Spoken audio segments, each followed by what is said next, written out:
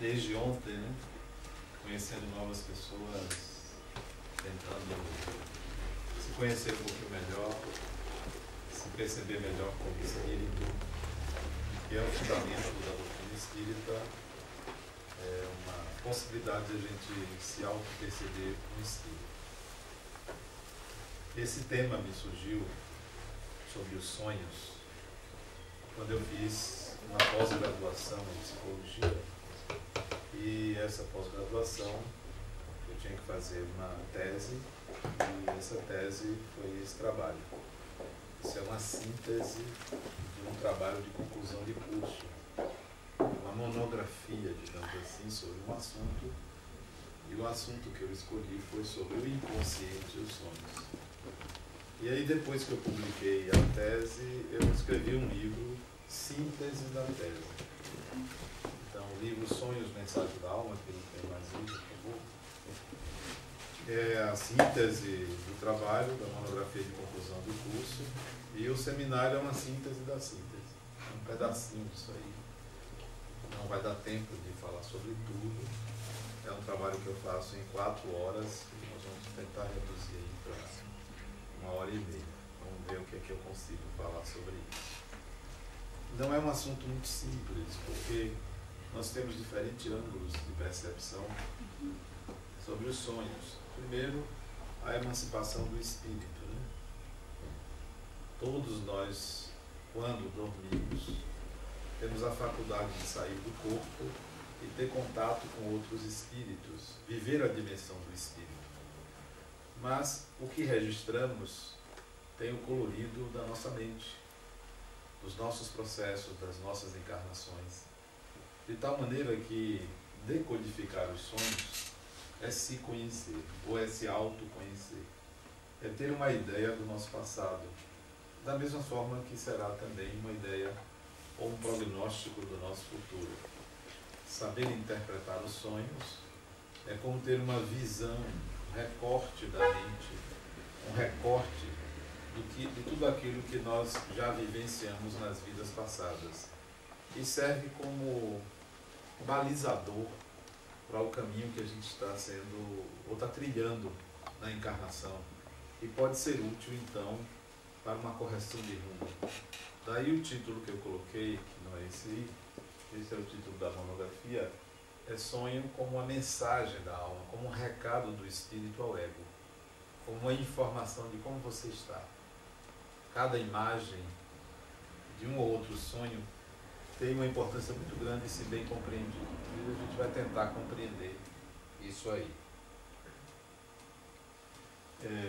A minha perspectiva ao analisar os sonhos que é um processo a serviço da individuação ou de reconhecimento do self. Individuação significa tornar-se a si mesmo, perceber-se a si mesmo, tornar-se o que se é, não sendo algo que a gente não é, não vivendo uma vida inautêntica. Então, a perspectiva que eu trago para vocês é que cada sonho está falando da alma ou do ser em si, ou do espírito em si, onde você pode reconhecer sua máxima individualidade. Então, essa é uma perspectiva. A outra, eu me pós-graduei em psicologia analítica, que é uma psicologia que surgiu após a psicanálise. Então, minha visão é a visão junguiana. Está ali o fundador da psicologia junguiana, Carl Gustav Jung, alemão-suíço, que desenvolveu toda uma teoria sobre os sonhos. E a perspectiva oriunda dos conhecimentos, poucos, mas alguns, a respeito da doutrina espírita de Allan Kardec. Então, esses são os meus paradigmas. Então, a gente vai tentar falar sobre alguns conceitos, o que é o aparelho psíquico, os desdobramentos, diferença entre sonho e desdobramento, os sonhos espirituais, tentar dizer como é que a gente interpreta um sonho, a importância dos sonhos na terapia e como lembrar dos sonhos. Nós aprendemos no Espiritismo que somos corpo, ou temos principalmente um cérebro, que é o centro do comando do corpo, um perispírito, que é um outro corpo que serve de intermediário entre o corpo físico e o espírito. E talvez seja importante a gente se questionar onde é que está a mente aí, onde é que está o eu e onde é que está o espírito. Quem nós somos de fato? O eu está no corpo físico, na estrutura cerebral, o pensamento ocorre aqui. O eu está no perispírito, o eu está no espírito, o espírito está no corpo. Como é que topologicamente isso funciona? Como é que são essas relações, né? Onde está uma coisa e outra? Quando o corpo morre, então fica-se espírito e perispírito. Então, e continua-se tendo uma identidade, um eu. Por si só, então, a resposta já se diz que o eu não está de forma nenhuma no corpo físico. Porque se, e de fato após a morte, o espírito permanece com sua identidade, sabendo quem é e quem foi, então nós já podemos entender que no cérebro não há qualquer possibilidade da instalação de um eu ou da consciência de si. Essa consciência de si vai estar ou aqui ou aqui. E de fato, numa encarnação, quando nós nos apresentamos, não é o espírito na totalidade que se apresenta. É uma parte. É só uma pequena parte que diz eu sou. A parte maior não aparece, até porque ninguém se lembra de todas as suas encarnações, ninguém se lembra do que já aprendeu. Uma parte fica recolhida. Então, o eu não está no corpo, o corpo é apenas um apêndice, como se fosse um instrumento para que o espírito manifeste uma parte que é necessária para a vida material. E se sai o perispírito, o que fica? Onde está o aprendizado do espírito? Onde estão as lembranças de vidas passadas? Se esse é um elemento que permanece após a morte, será que esse elemento morre? Será que esse elemento pode deixar de existir ficando só o espírito puro? Se ficar, é algo ainda desconhecido para nós. O que é o espírito? O que tem nessa luz que é sombreada por um esquecimento muito grande, por uma impossibilidade de manifestação na vida física.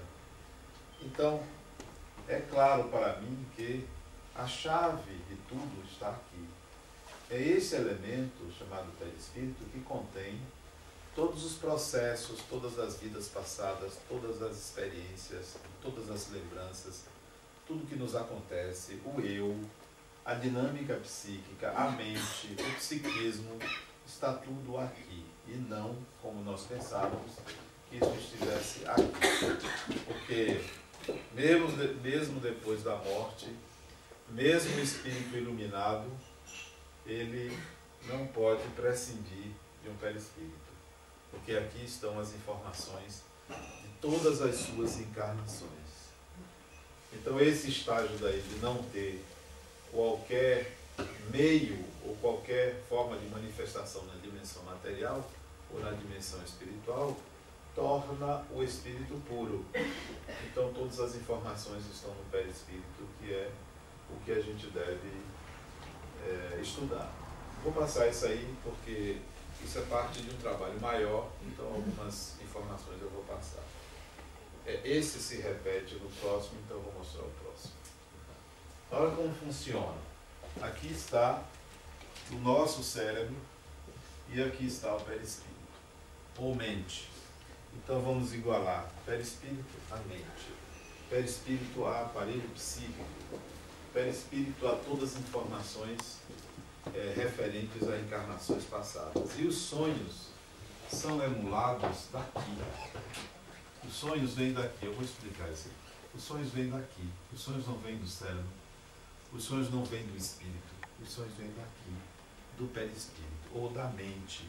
A mente é um órgão funcional do espírito que se localiza no perispírito. Bom, então nós sabemos que o cérebro, ele serve como veículo de manifestação do espírito via perispírito. O cérebro secreta substâncias que vão acionar o corpo para o seu funcionamento. Mas o cérebro não é capaz de gerar pensamento. O pensamento vem daqui. O cérebro não é capaz de enxergar, porque o cérebro transforma o que é visto em estímulos elétricos. Esses estímulos elétricos alcançam essa glândula chamada pineal ou epífise, que manda essas informações para o perispírito. O perispírito se acopla ao corpo físico graças a uma comunicação frequencial. Há uma frequência cerebral, há uma frequência espiritual, e para cada pessoa há uma única frequência, para cada pessoa há um único perispírito. Então a comunicação é como se fosse wireless. É algo que acontece independentemente da presença. Quando nós saímos do corpo durante o sono, o perispírito está distante, mas essa comunicação permanece independentemente da proximidade. Não precisa estar dentro do corpo, o perispírito, para que haja uma comunicação com o corpo físico. Então, o corpo, na realidade, é uma extensão disso aqui. É um apêndice do perispírito. É como a luva é para a mão. Quando você usa a luva, você está usando um apêndice. Então, o corpo é um apêndice para o perispírito ou para a mente. Existe uma conexão cérebro-mente graças a essa glândula. Vamos à mente. Dividir aqui em 3 partes. 3 ou 4 partes. Há uma consciência que está aqui definida. Há um inconsciente pessoal e há um inconsciente coletivo. O que isso quer dizer? Que quando nós estamos acordados, essa parte aqui, chamada consciência, tem a lembrança de tudo que está mais próximo do eu, que está aqui no centro. Esse aqui é o seu eu. Tudo que você se lembra, tudo que é possível acessar com o mínimo de esforço, está aqui na consciência. Como, por exemplo, facilmente todo mundo, ou a maioria que está aqui, diz assim: eu sou brasileiro. Essa informação não está no espírito, não está no inconsciente. Essa informação está aqui na consciência. Ou então, eu vim de ônibus, ou eu vim de trem, ou eu vim de carro, ou eu demorei tantas horas para chegar aqui. Tudo isso está no campo da consciência. Mas muita coisa que você precisa lembrar e pode lembrar, o que você fez há 2, 3, 4 meses atrás, isso está bem próximo da consciência, mas já está no subconsciente, ou na parte mais próxima da consciência, que se chama inconsciente. Então, à medida que você vai esquecendo, isso vai sendo guardado na mente. Então, consciência é um campo onde há informações. E todas as vezes que o eu precisa de informações, ele vai buscar aqui dentro, porque está diretamente acessível. Aqui estão as informações esquecidas que já não tem mais luz para chegar à consciência, já não tem mais força para chegar à consciência. Então aqui dentro tem informações desta encarnação, desde que nasceu, da encarnação há tantos anos atrás, há quantos anos atrás. Eu botei esses pontos aqui para vocês entenderem que no nosso inconsciente, que é pessoal, cada um tem o seu, tem N informações. Quando há uma tensão entre a consciência e o inconsciente, essa tensão é quebrada com a produção do sonho. O sonho é como se fosse um copo de água que você vai botar até a boca, daqui a pouco está caindo, já está, extrapolou os limites do inconsciente ou extrapolou os limites da consciência. Então o sonho é um produto de uma tensão. É um produto que acontece quando essa relação consciência e inconsciente não é mais suportável. Então o sonho é produzido para lhe informar o que está te incomodando, o que está demais, ou o que está faltando. E aí o sonho é produzido.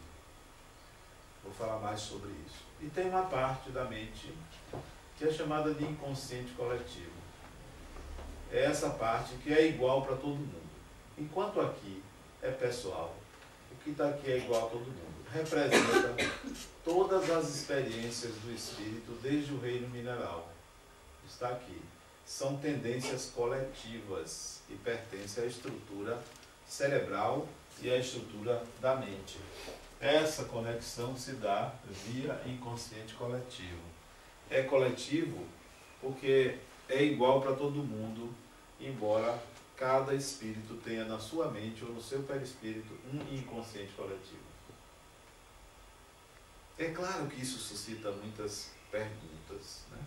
Acho que suscita, porque quando eu estudei isso, fiquei muito interessado em entender essa dinâmica psíquica. Eu pergunto a vocês, onde está o espírito aí? Onde está? Ele está aqui? Ele está aqui? Ele está aqui? Ele está aqui? Ele está onde? O espírito que você é? Sua individualidade, sua essência, sua mais íntima natureza está onde? Não precisa responder, eu vou dizer. Não está em lugar nenhum. Em lugar nenhum. O espírito usa esse elemento aqui chamado ego, ou eu, para manifestar-se na vida. Então, o eu, ou quando você diz eu, é a manifestação possível do espírito. E quando esse eu se ausenta do corpo, tira a estrutura cerebral, esse eu se lembra de suas experiências passadas. E quando volta ao corpo, traz no formato de sonhos. Então, o sonho também é informações desse inconsciente daqui para a consciência. Deu para entender até aí? Deu para entender. São duas coisas. Pode ser essa tensão entre o inconsciente e a consciência, ou a lembrança de vidas passadas, ou as vivências do espírito durante o sono, que não é passado e nem é uma tensão, é uma experiência nova que está acontecendo na madrugada que você dorme, ou qualquer que seja o horário que você dorme. Ok? Também isso aí é outra questão sobre as funções do ego. Vamos ver se a gente entende esse sonho. De uma mulher de 50 anos, solteira e professora. Vamos ver se é possível entender o que está acontecendo com ela. Olha o sonho que ela teve. Ela estava numa casa cercada de águas por todos os lados. As águas invadiam a casa e a submergiam.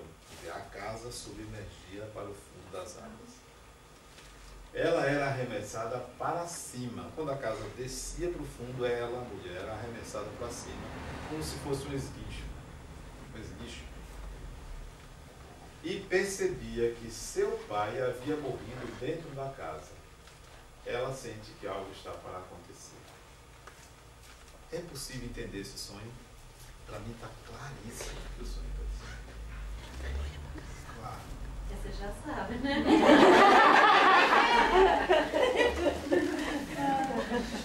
Não é porque eu já sei. Quando você diz assim, vou voltar. Quando você diz assim, sua boca fala assim, ó, eu sou,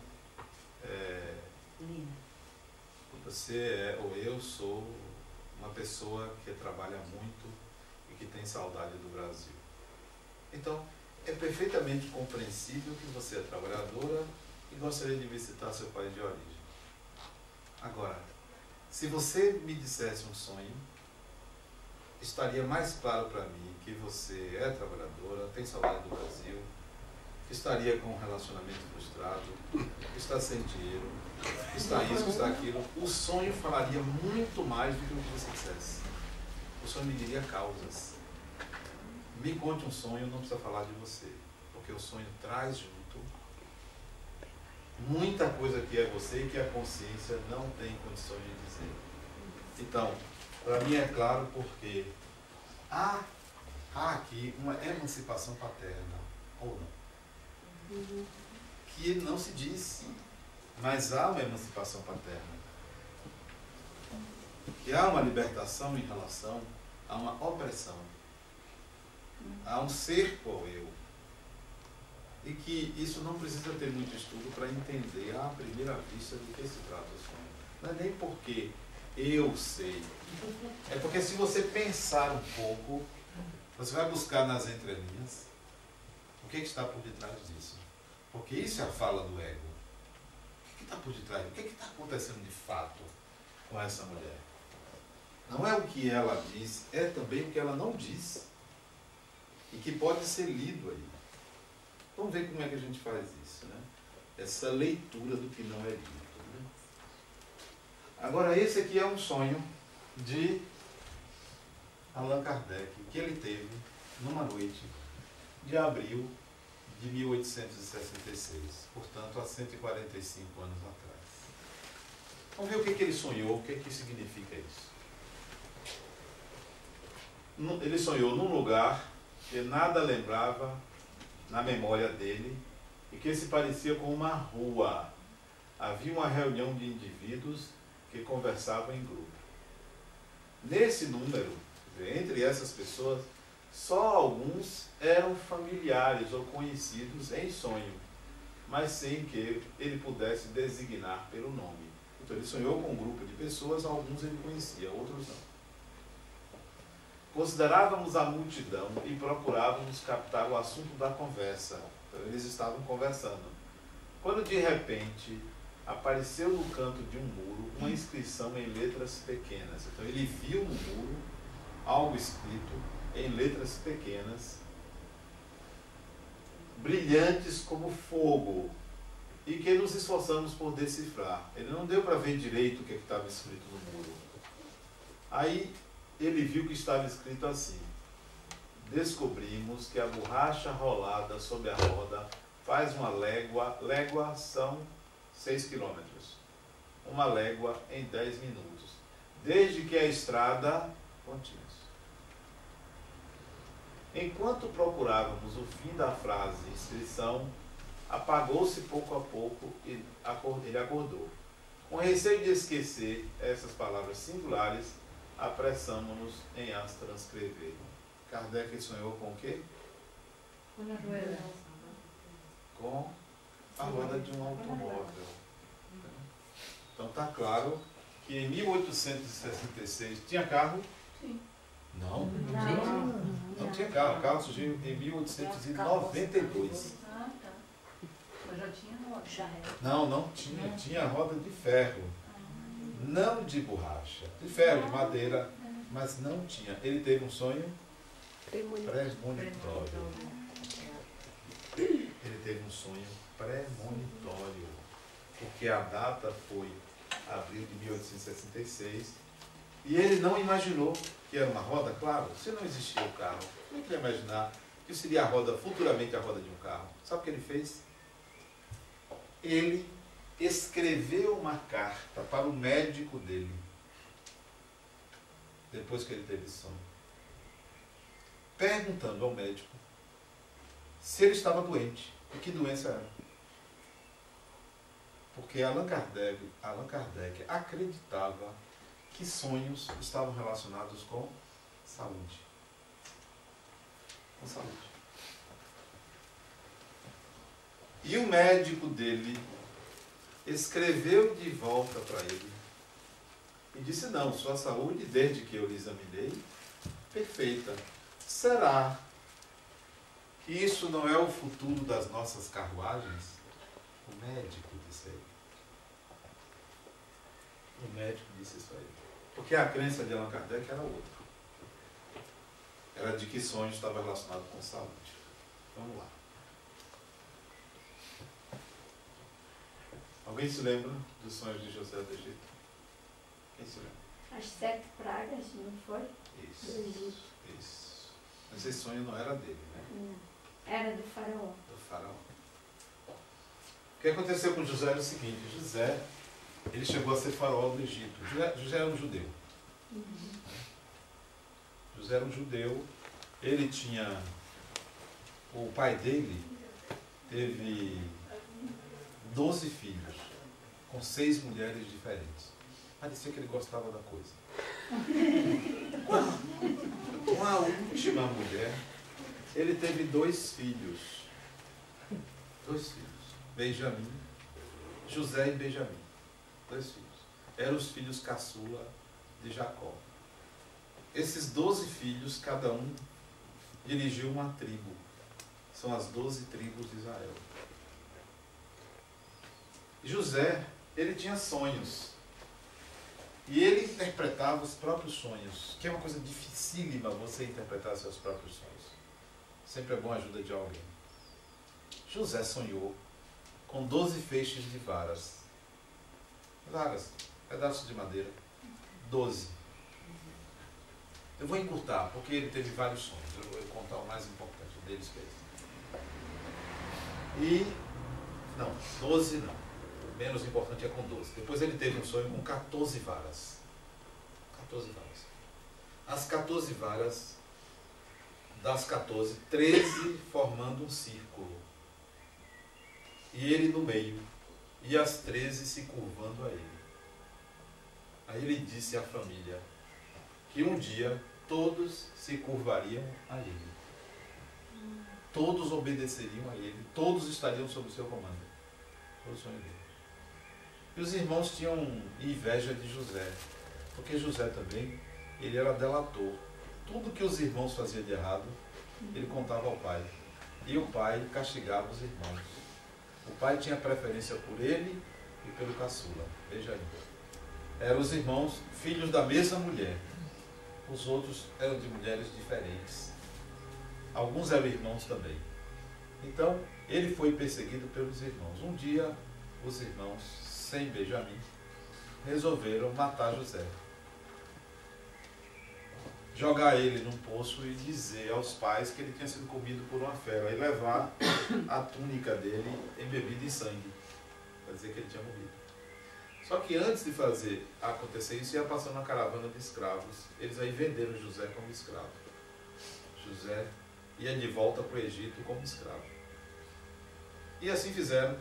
E os pais choraram muito porque José foi morto. Porque eles levaram a túnica embebida em sangue de carneiro.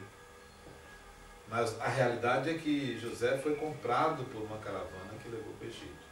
Lá, José era um homem bonito, moreno, não era eu, né? E ele sabia ler, sabia escrever. E chegou do Egito, ele se destacou logo, porque não era egípcio, não era egípcio, era judeu. E havia uma diferença realmente de tipo físico, ele chamava a atenção. Então ele foi logo trabalhar na casa do intendente do faraó, uma espécie de secretário de administração. Foi trabalhar lá. E a mulher do intendente se engraçou por ele. Rolou um clima. Né? Lembra? Eu não sei de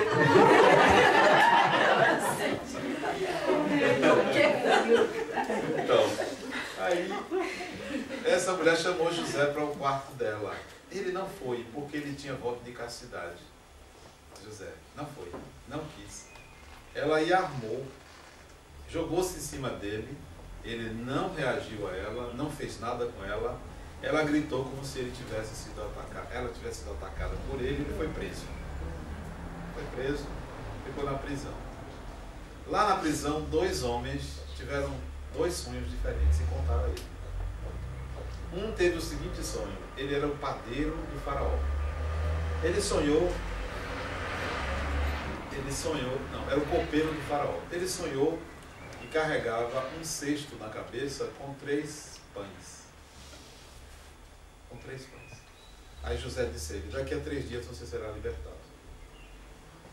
O padeiro do faraó teve um sonho semelhante, um cesto com 3 pães na cabeça e os passarinhos vinham comer. Aí disse, você vai morrer daqui a 3 dias. De fato, o copeiro foi liberto e o padeiro foi condenado à morte e morreu em 3 dias. Então a fama de José se estendeu de ser capaz de entender os sonhos.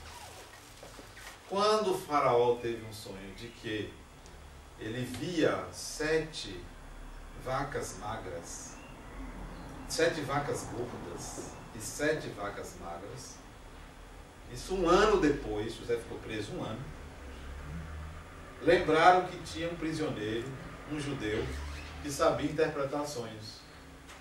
E chamaram José.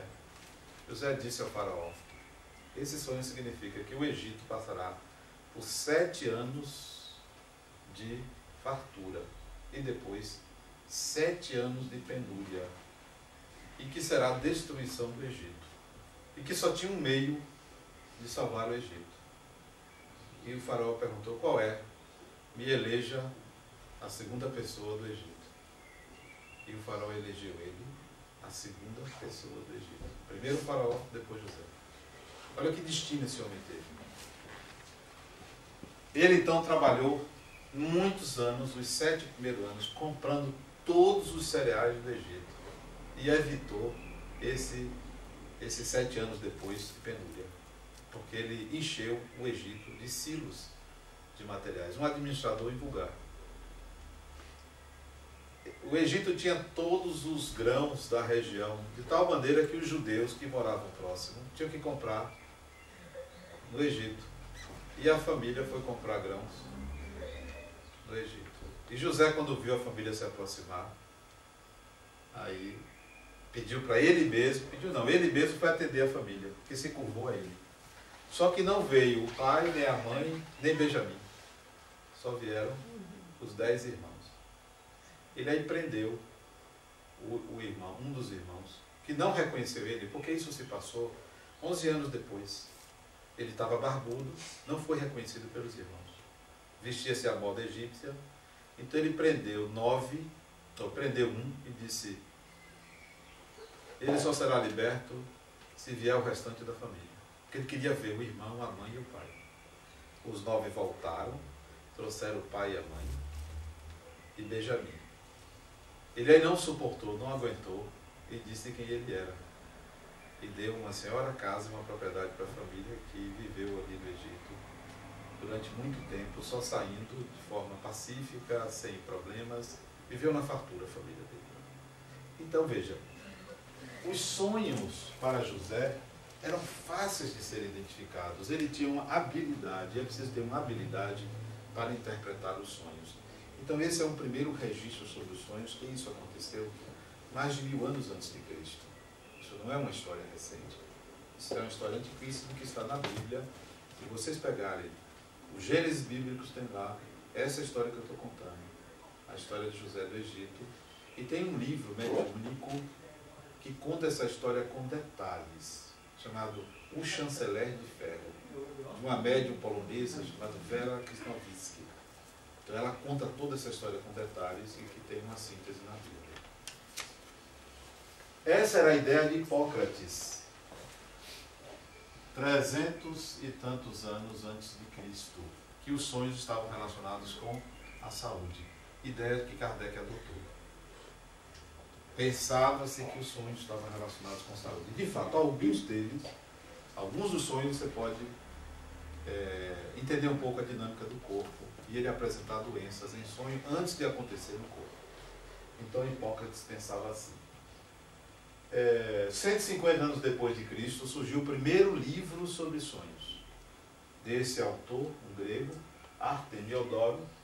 Ele interpretava sonhos, escreveu um livro com 3.000 sonhos, 150 anos depois de Cristo, falando sobre o significado deles. Principais ideias, então, que nós tínhamos sobre os sonhos até o século XVIII e XIX. Os sonhos eram recados dos deuses, os sonhos eram uma comunicação com Deus, os sonhos traziam doenças mentais, os sonhos apresentavam fenômenos demoníacos, ou os sonhos estavam relacionados com o corpo. Essa era a ideia reinante. Só que em 1900, aqui é a idade de Freud, nasceu em 1856 e faleceu em 1939. Freud nasceu aqui na antiga Tchecoslováquia, que era possessão austríaca, nasceu aqui perto. Então ele que está aqui, Jung está aqui é Granville e Stanley, aqui é Ferenczi, e outros ligados à psicologia. Em 1900, Freud disse que o sonho é a realização disfarçada, portanto, na mente da pessoa, de um desejo que era reprimido.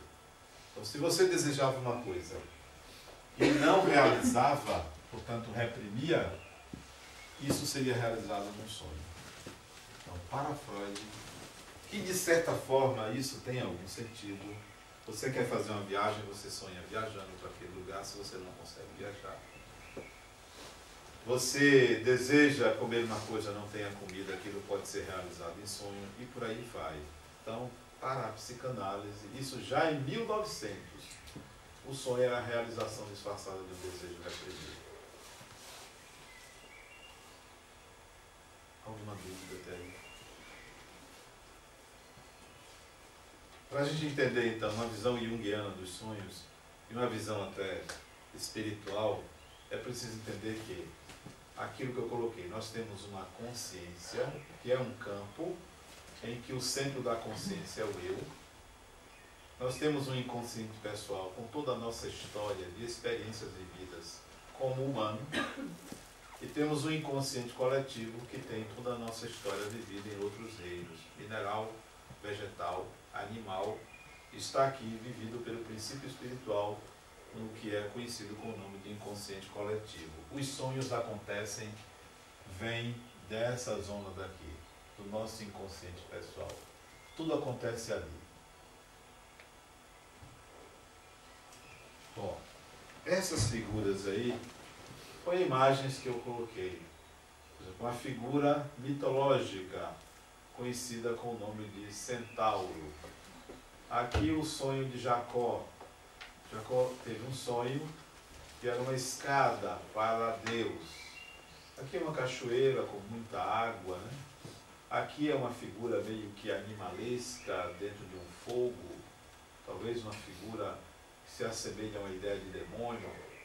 O fato é que essas imagens que são extraídas dos sonhos, elas são simbólicas. Elas não devem ser tomadas ao pé da letra. São simbólicas, são símbolos.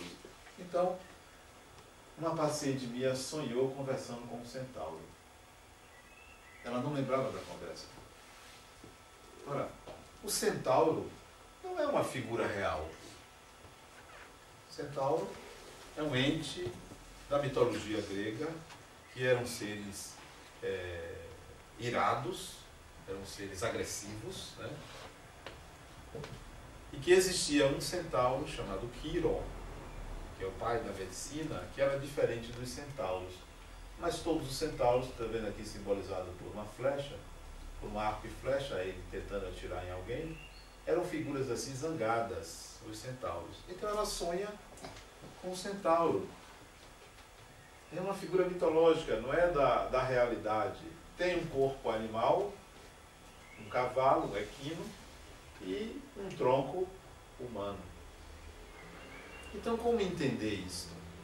Claro para mim que isso é uma dissociação, né, entre instinto e razão. Essa dissociação, compreendida pelo símbolo do centauro, por um conhecimento de mitologia grega, que vai ser fundamental para a compreensão do significado do sonho para ela. É saber o que significa essa figura. Digo isso para vocês entenderem que não tomem como reais as imagens dos sonhos, por mais que lhe pareçam reais. Seja um centauro, seja uma pessoa, seja fulano de tal, seja uma casa, seja um carro, aquilo tudo é símbolo. Os sonhos trazem símbolos e não dados de realidade. São instâncias psíquicas do inconsciente pessoal, porque dentro da sua mente não está o carro que está aí fora, nem eu estou, nem qualquer outro objeto está. Dentro da sua mente estão representações desses mesmos objetos da realidade. Então, tudo que vem no sonho é simbólico, carece de uma interpretação. Então, qualquer figura que seja, isso tem um significado. Mas esse significado não é padronizado. Se eu sonhar com uma cachoeira, e Margarete sonhar com uma cachoeira, tem significados diferentes. Porque eu vou analisar o que é que uma cachoeira representa para mim. E pode ser completamente diferente do que a cachoeira representa para ela. O símbolo pertence ao sonhador. O sonho pertence ao sonhador. Se eu sonhar com você, não é você, é o que você significa para mim. O sonho não é seu. Se você chegar para você, eu sonhei com você, acontecia isso, isso e aquilo. Isso não é para a pessoa, isso é para o sonhador. Porque os personagens dos sonhos são simbólicos, não são reais. O sonho não é para o outro. Eu sonhei que você morria. Você tem que analisar que aquela pessoa tem uma representação dentro de você e essa representação é que morre. Então está havendo um processo alquímico de transformação interna do aspecto projetado naquela pessoa que aparece no sonho. Deu para entender?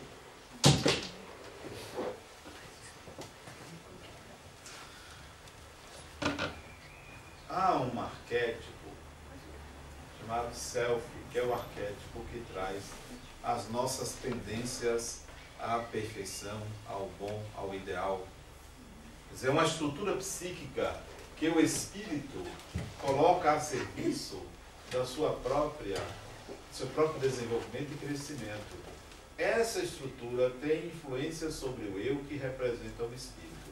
É como se este daqui fosse um mantra que está sempre levando o ego ao melhor. Então há um self e há um ego. O espírito se representa no ego, mas há no self uma espécie de linha condutora do desenvolvimento espiritual. Então, o self está sempre mandando recado para o ego melhorar-se.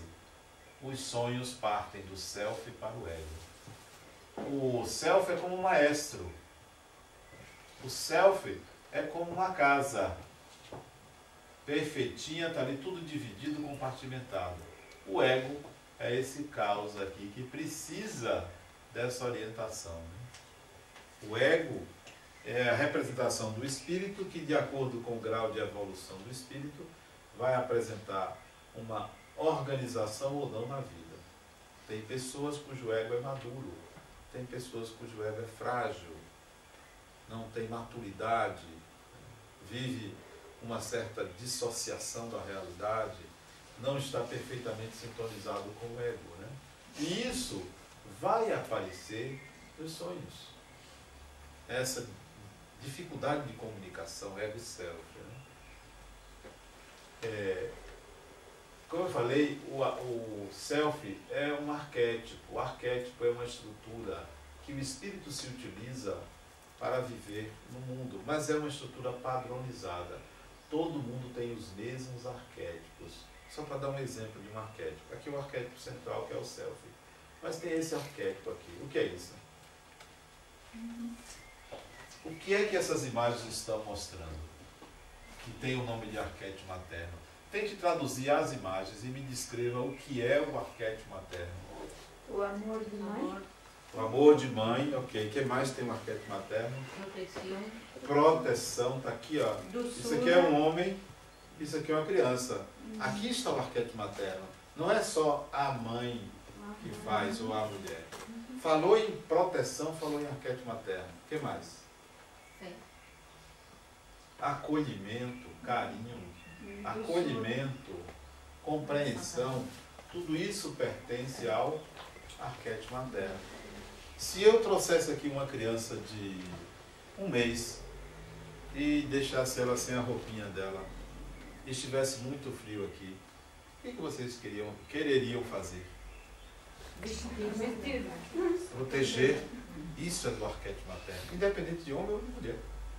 Porque o arquétipo é do espírito. E isso vai aparecer nos sonhos. O que é isso aí? O que é isso aqui? Militares.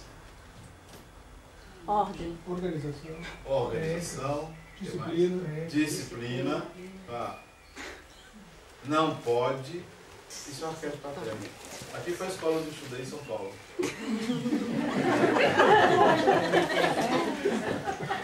Eu estudei 2 anos nessa escola em Campinas, São Paulo. Eu tinha 18 anos de idade. Aqui é uma foto da minha escola aos 18 anos de idade. Isso é 1972, 73. Aí eu aproveitei para mostrar que arquétipo paterno é não. Arquétipo materno é o quê? É sim. Bem. Sim. Mãe não consegue dizer ao filho e ele aceitar um não. Ela diz, mas ele sabe que ela, no fim de tudo, acolhe ele.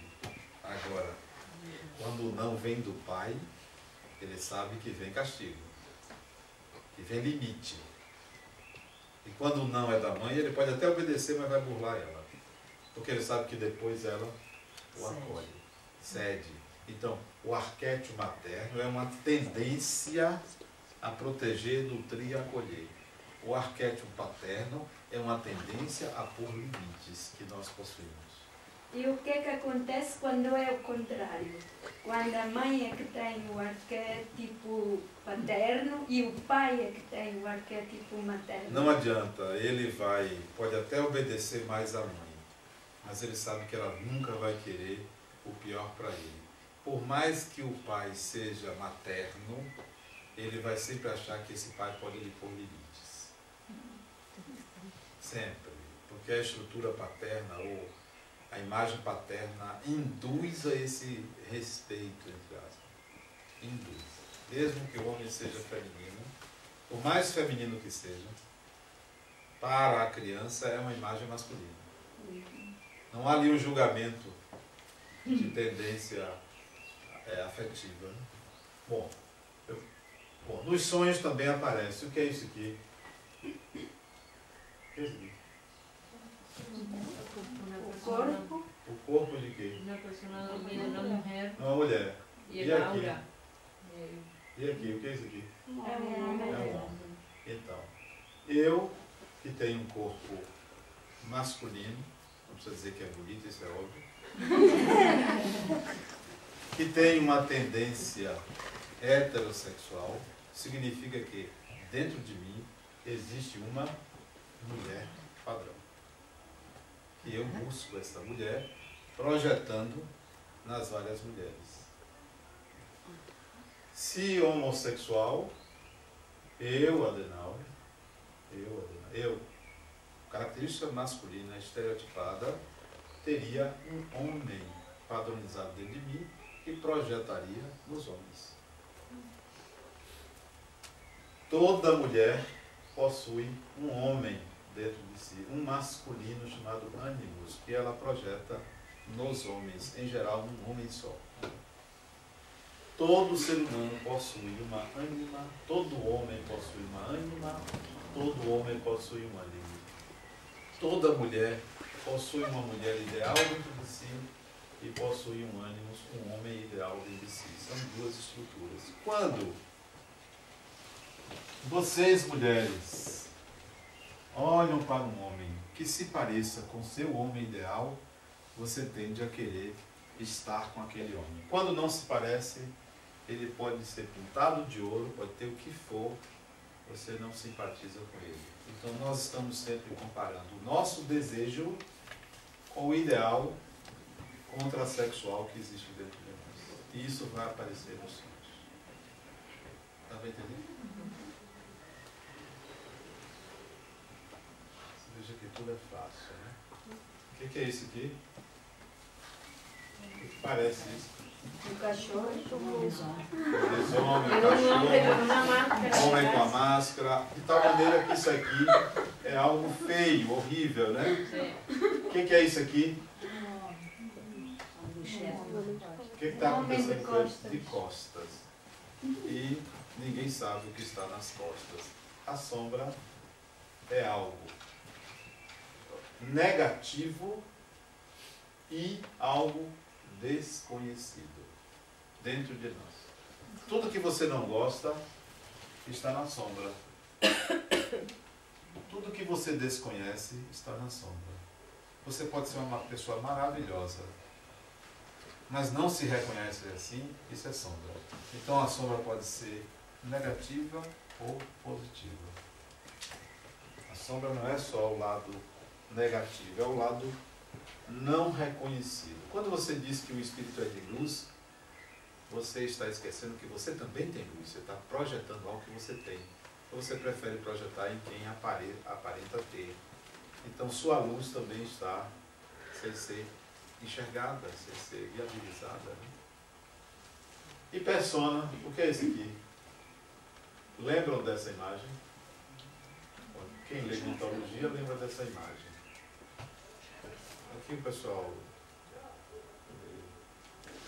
lê aqui.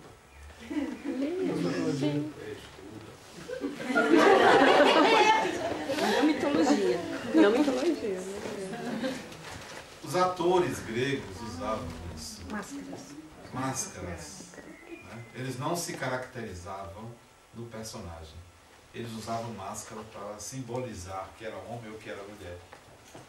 Então, todos nós possuímos uma persona. Muitas personas. Quer ver uma persona? Eu fui apresentado como psicólogo. Isso é uma persona, eu não sou. Eu estou psicólogo. Eu me apresentei como psicólogo para validar um conhecimento. Fui engenheiro também, me formei em engenharia. Então, eu poderia me apresentar como engenheiro. Isso é outra persona. Estou aqui vestido, muito bem vestido por sinal. Uma camisa de marca, que eu não sei nem que marca é. Isso é persona, isso é para se apresentar. Porque em casa eu ando com minha barriga do lado de fora, né? Eu ando à vontade, de bermuda, né? Lindo, maravilhoso, né? Descalço, imagina. Então, quando você vai para o mundo, quando você vai para a realidade, você vai com uma máscara. Alguém pode viver a realidade como vive a intimidade? Não. Então as máscaras são necessárias. Impossível dispensá-las. Isso vai aparecer nos sonhos, a máscara mais utilizada, a máscara mais comum. E o perigo é quando você é tomado pela máscara, acha que você é aquilo que é vivido como máscara. Não sou psicólogo. Eu escolhi essa pessoa como uma pessoa que me faz trabalhar, ganhar meu dinheiro, viver a minha vida. Mas eu sei que eu não sou isso. Dentro de casa eu não sou psicólogo com meus filhos, com minha mulher. Aliás, eu tenho uma filha que me domina, não tem jeito. Eu nego um bocado de coisa. Quando ela que me pede, não tem jeito, eu cedo. Por quê? É o amor. O amor, quando toma a gente, não tem jeito. Ele é cego. O objeto amado tem preponderância sobre qualquer outra coisa, né? Você, quando ama uma pessoa, não tem poder sobre ela. O contrário do amor não é o ódio, é o poder. Amor e ódio podem estar juntos. Você pode amar e odiar uma pessoa. Mas se você ama uma pessoa, você não tem poder sobre essa pessoa. Quando você ama alguém, não tem justificativa. Ama-se porque se ama, né? Isso é só um detalhe.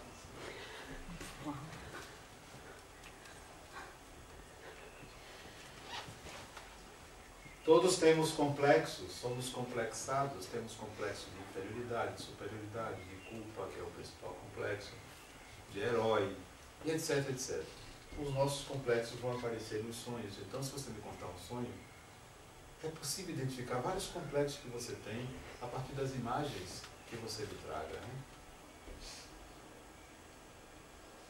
Então, o sonho não é o resultado de uma continuidade da experiência, mas o resíduo de uma atividade que se exerce durante o sono e que contrasta com os conteúdos habituais da consciência. É diferente. O que você sonha não é igual ao que está na consciência. é um contraponto em relação à consciência. Se você tem uma dúvida sobre uma coisa, você terá um sonho sobre essa dúvida. Se você tem uma certeza, um sim para algo, o sonho vai lhe confirmar, vai ter um sonho de sim. Se você não quer determinada coisa, aquilo vai aparecer como um não. Então, é um acontecimento durante o sono, onde o ego está fora, onde o espírito não tem uma representação ali. É como se o sonho fosse um retrato da sua mente, um recorte naquele momento.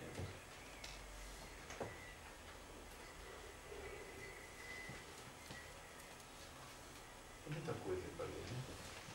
Tem muita coisa. Bom, isso aqui aconteceu em 1953, na Universidade Americana, quando se queria estudar os sonhos. O aparelho já tinha sido inventado, que é o eletroencefalograma, de média frequência cerebral. Então, esses dois pesquisadores, Eugênio Selinski e Nathaniel Kleitman, em 1953, resolveram estudar os sonhos.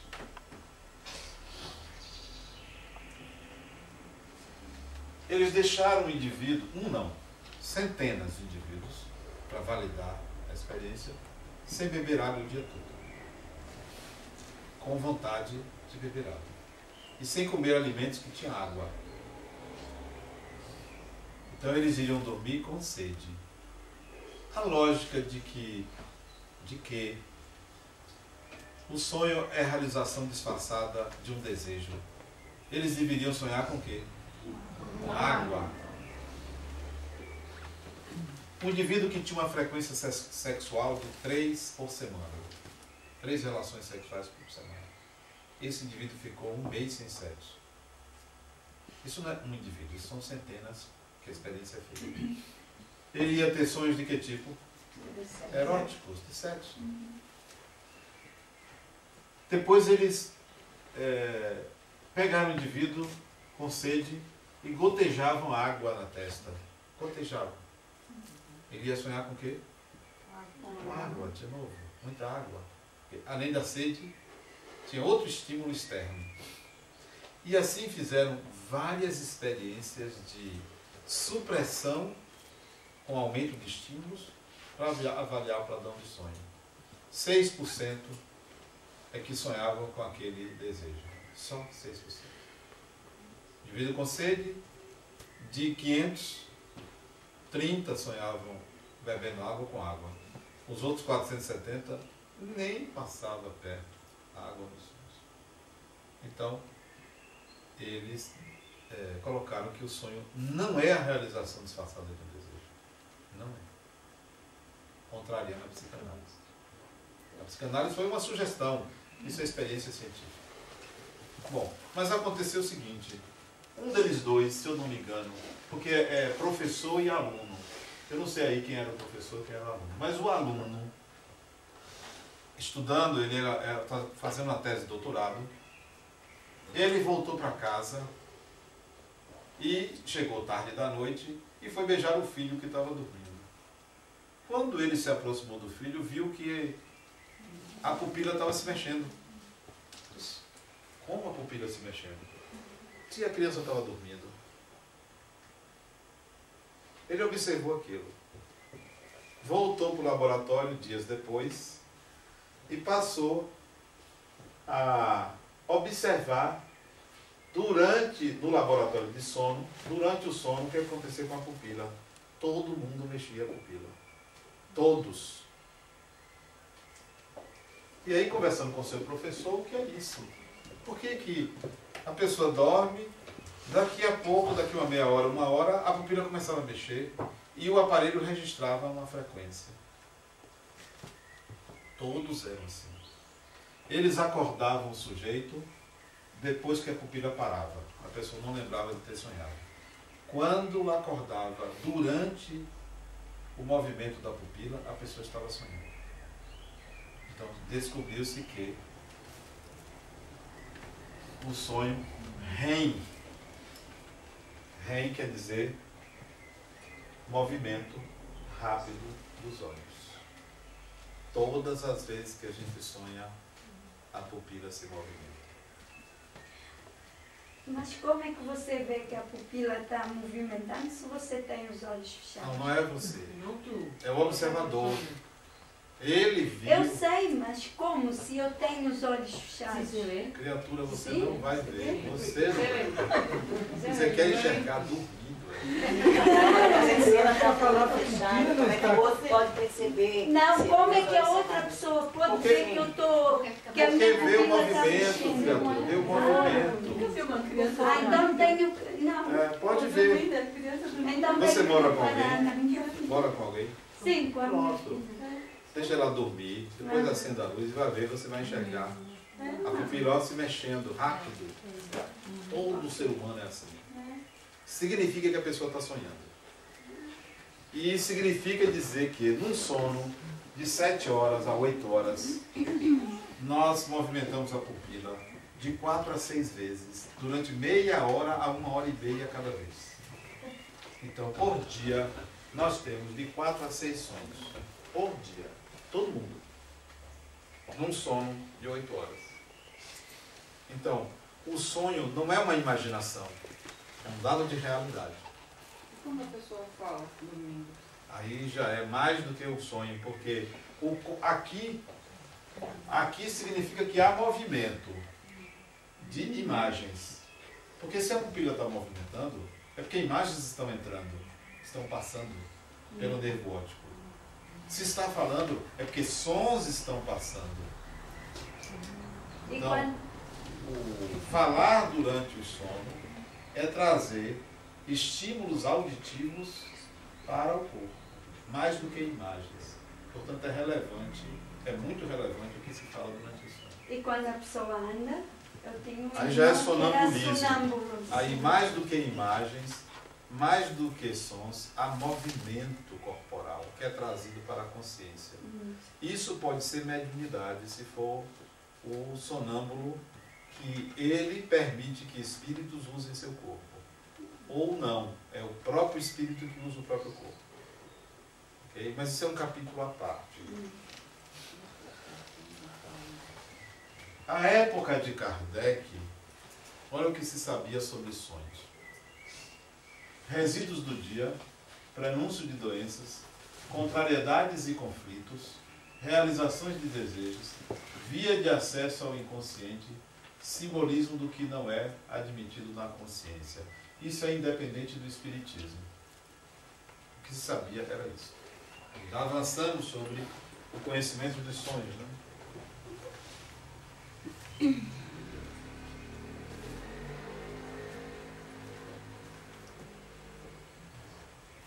Bom, para nós junguianos, quando a gente vai trabalhar profissionalmente com alguém, portanto, fazer análise, o primeiro sonho que a pessoa traz numa sessão de terapia tem uma importância muito grande, porque esse sonho está falando da expectativa do indivíduo ao psicólogo, ou está contando o seu principal problema, ou está contando um recorte da sua encarnação. Então, o primeiro sonho que você tem antes da primeira sessão de terapia, ele é muito importante.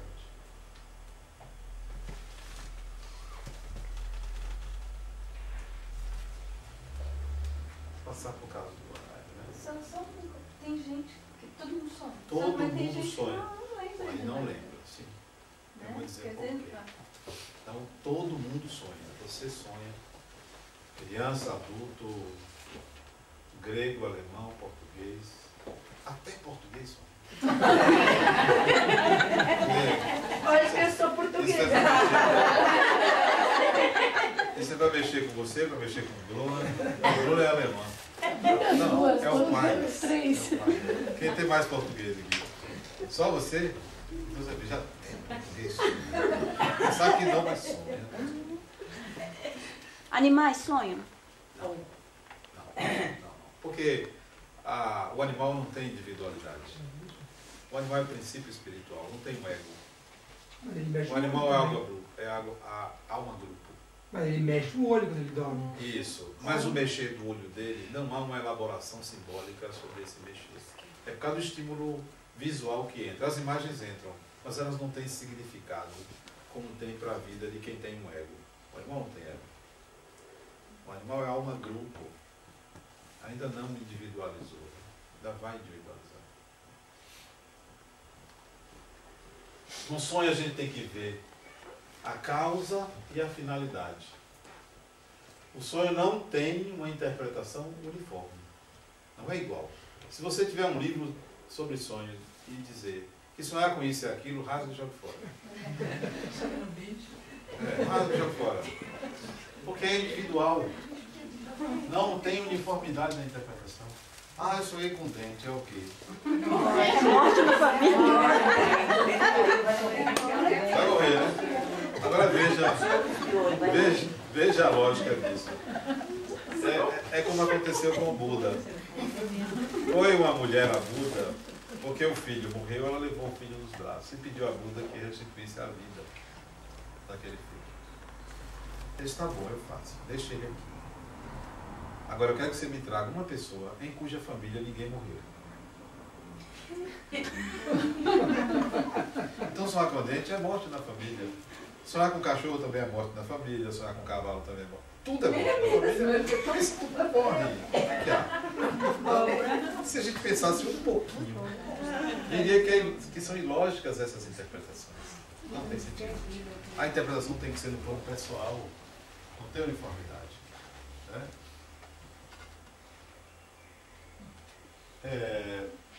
Doença. Que sonhar é doença. É excepcional isso. É excepcional. Muito raramente o corpo manda uma informação pelos sonhos. O inverso é que acontece. Mas não do corpo para a mente, da mente para o corpo. Depois você vai falar sobre premonição, né? Pessoa que sonha. Bom, vem.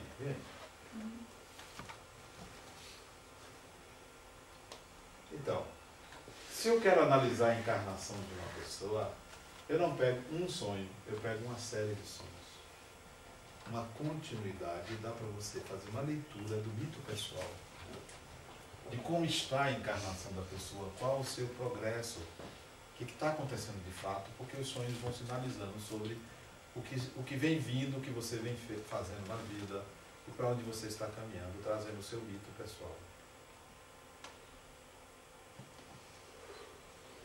Geralmente, aquelas pessoas que usam drogas ou que usam substâncias para conter psicoses, transtornos psicóticos, esquizofrenia ou transtorno bipolar, o padrão de sonhos vai ser alterado, porque essas substâncias químicas alteram a córtex cerebral. Então as imagens serão distorcidas, serão alteradas. Quando a gente vai analisar sonhos de psicóticos ou de portadores de transtornos psíquicos graves, aquele padrão de sonho deve ser reanalisado segundo uma outra ótica, porque tem substâncias químicas alterando a córtex cerebral, que a córtex é quem decodifica imagens, é o que decodifica imagens. Então, a análise é diferente. Aqui, ó.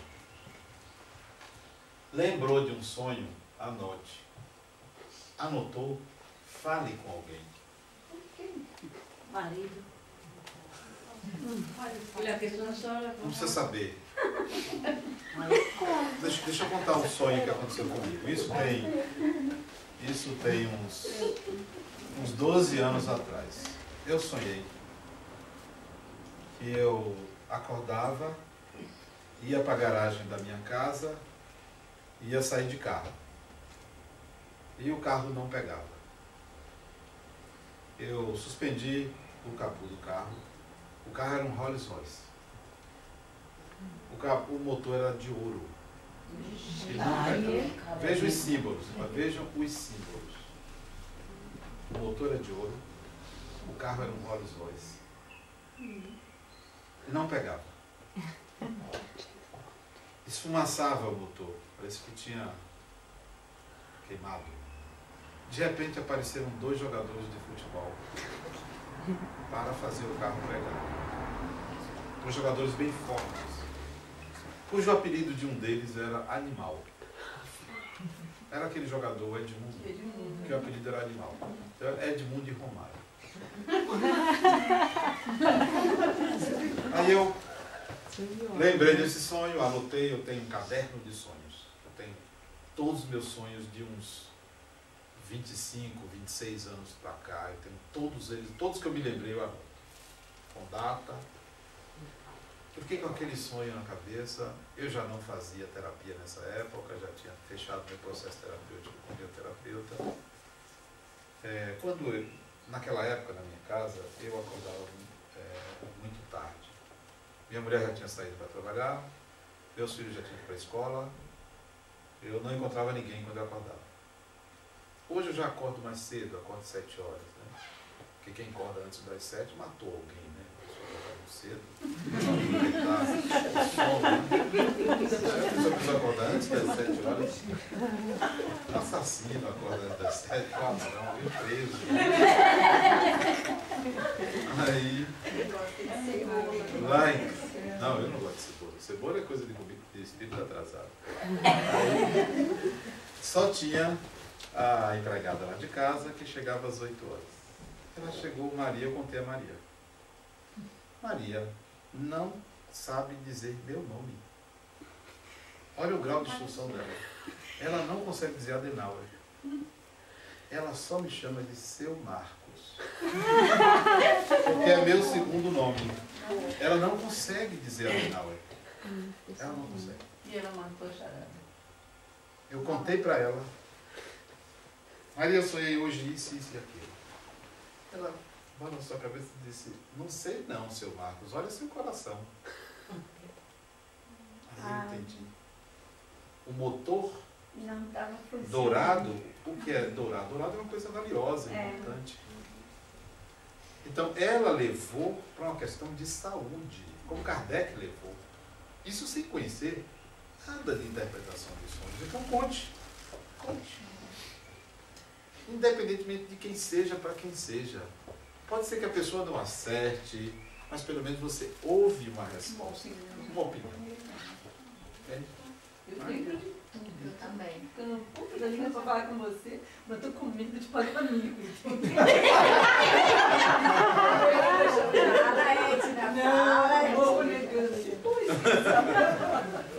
Entendeu? Que é a pessoa que está apaixonada pelo outro.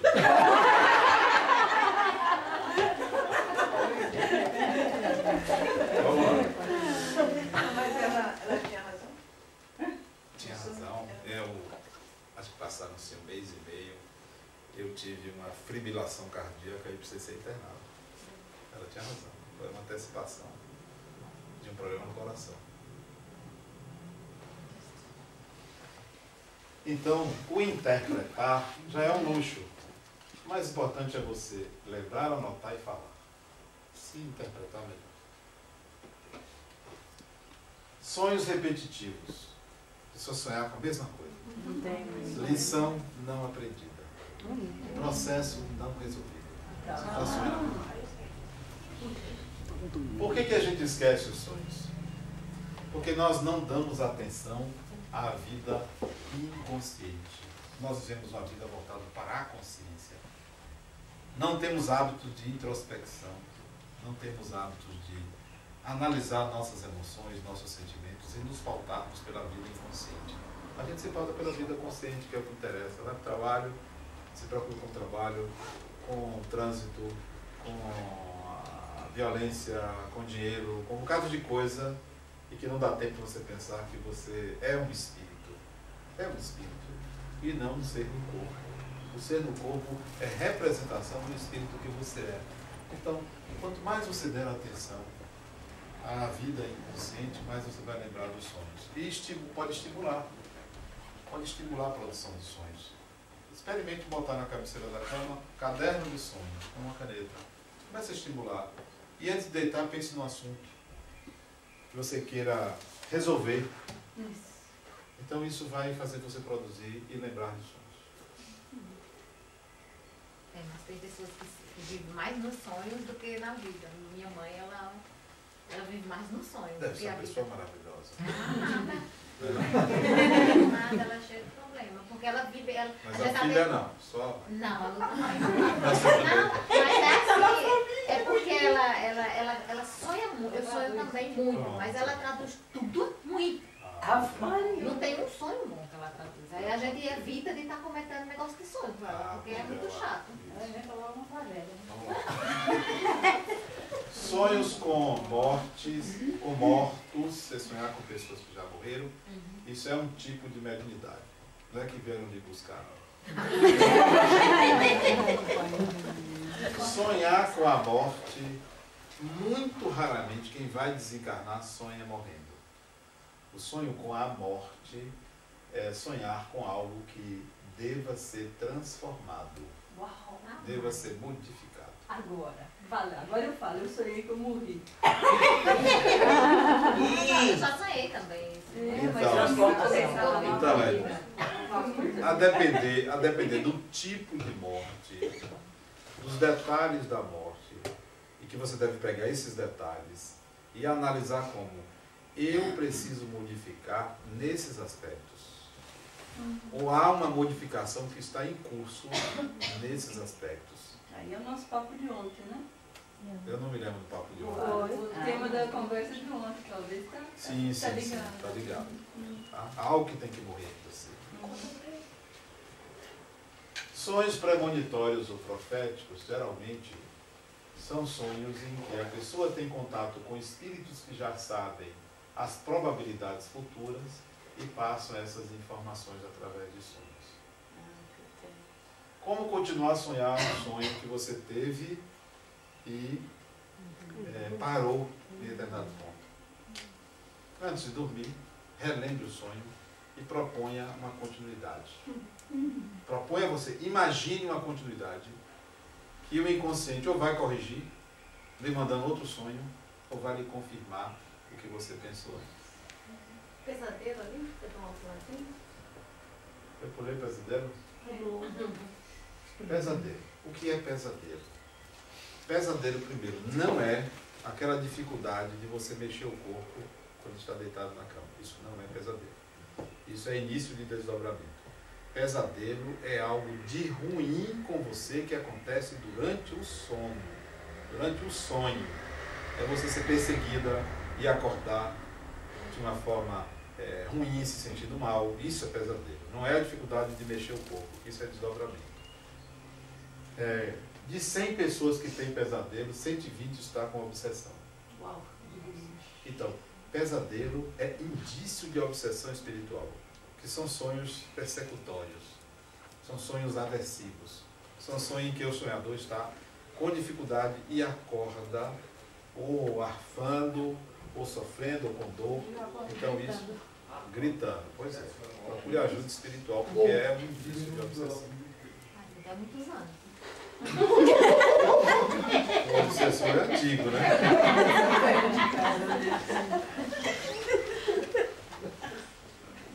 Os sonhos se dividem em 4 partes. Uma exposição, que é um prólogo, o desenvolvimento da história, um clímax, que é algo contraditório do sonho, e uma solução quando tem. Essas 3 partes aqui são as mais importantes, e o que existe de mais importante no sonho, para ser entendido, é a contradição que aparece no sonho, que é o seu clímax.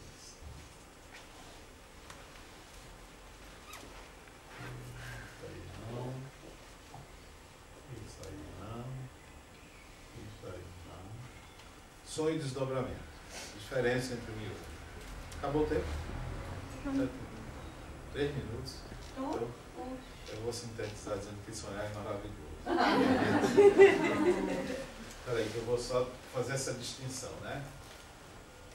Aqui, uma experiência de desdobramento. Você vai deitar, de repente o seu perispírito sai do corpo, o corpo já está dormindo, sai do corpo e começa a haver uma expansão do perispírito a tal ponto que ele se distancia do próprio corpo e o corpo fica lá inerte, porque o que dorme é o corpo. O espírito está ali, totalmente livre para viver a vida de relações. E quando é desdobramento, Aqui você está totalmente consciente de que o corpo está dormindo, você sabe onde você está, que horas são e os seus sentimentos estão presentes. Isso é desdobramento. No sonho não é assim. Aqui há total consciência como você está acordado. Total consciência. Então, no sonho, a pessoa não determina as imagens oníricas à vontade, mas atua ao modo de espectador ou semi-espectador de um espetáculo que se desenrola à revelia sem nenhum controle da sua mente. Isso é sonho. O desdobrado dirige os atos do desprendimento e dispõe de capacidade decisória como na existência humana. Eu vou por aqui, eu não vou por aqui. Isso é desdobrado. Quem está sonhando, não. Isso acontece à sua revelia. Não determina o que vai acontecer. No sonho não se conserva a lembrança sequencial das imagens. Você vai se lembrando, mas aquilo não é na sequência que ocorreu. O desdobrado pode recordar as ocorrências integrais do desdobramento em todos os pormenores. O eu está totalmente consciente. O sonho não apresenta um conjunto de fatores comuns à projeção consciente como grau de consciência, sentido de liberdade, bem-estar, clareza mental, expansão de poder, deslizamento, levitação e às vezes até euforia. Isso é do desdobramento. Então a diferença é essa. Sonho, não há consciência do eu. Desdobramento, há total